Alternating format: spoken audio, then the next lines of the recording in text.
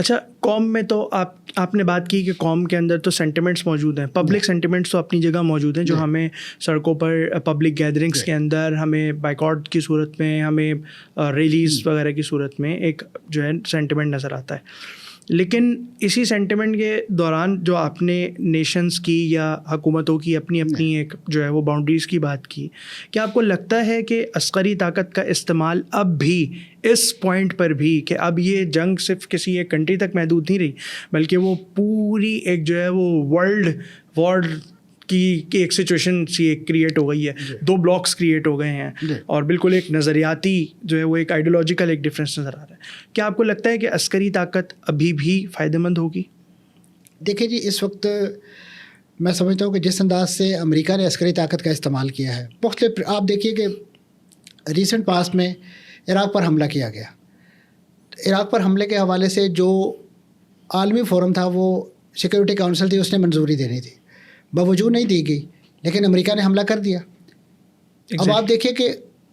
امریکہ نے بھی تو انٹرنیشنل لا وائلیٹ کیا ہے نا، اور اس کے بعد عراقی عوام نے اس کی کتنی بڑی قیمت دی، اور ابھی تک دے رہے ہیں. پھر اسی طریقے سے آپ چاہے لیبیا کی بات کر لیں، سارے یہ وہ ممالک ہے کہ جہاں پہ امریکہ جیسا جارح ملک جو ہے وہ اپنے مقاصد کے لیے سب کچھ کر گزرتا ہے. امریکہ ہی نام نہاد وہ جمہوریت پسند اور انسانی حقوق کا پرچارک ملک ہے کہ جس نے سب سے پہلا نیوکلیر بم انہوں نے استعمال کیا تھا. ناگاساکی، اس کی ہیروشیما ناگاساکی، وہ آپ کے سامنے اس کی سب سے بڑی مثال ہے. تو ان پریکٹسز کو دیکھتے ہوئے دل اس طرف مائل اور قائل ہوتا ہے کہ یقیناً عسکری جو محاذ ہے وہ ایک لیگل آپشن موجود ہے، لیکن میں سمجھتا ہوں کہ وہ مسئلے کا حل نہیں ہو سکتا. دباؤ کے میں نے جیسے کیا کہ حکومتی لیول پہ اور بہت سارے ذرائع ہیں، اس کے لیے ضروری نہیں ہے کہ آپ عسکری طور پر آپ کسی دوسرے ملک پر چڑھائی کریں گے. تو آج کے دور میں اگر آپ کسی کو اکنامکلی آئسولیٹ کر دیتے ہیں، ڈپلومیٹکلی اسے آئسولیٹ کر دیتے ہیں، سوشلی اس کے خلاف ایک ایسی مطلب کیمپین ڈرائیو کرتے ہیں، وہ زیادہ مؤثر ہے ایز کمپیئر ٹو، کیونکہ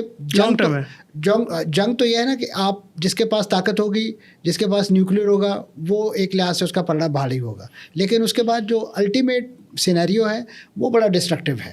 اور اس کی قیمتیں جو ہیں وہ میرا خیال ہے، یا اس کی قیمت جو اقوام یا نیشن جو ہیں وہ بڑے عرصے تک جو ہیں، اب آپ جاپان آپ کے سامنے ہے، لیکن انہوں نے اپنے آپ کو ریوائیو کر لیا.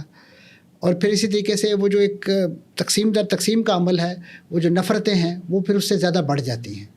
لیکن میں سمجھتا ہوں کہ اب بھی جو اکنامک سینکشنز، جو اکنامک معاملات ایسے ہیں کہ ان کو اگر افیکٹولی حکومتیں بھی استعمال کریں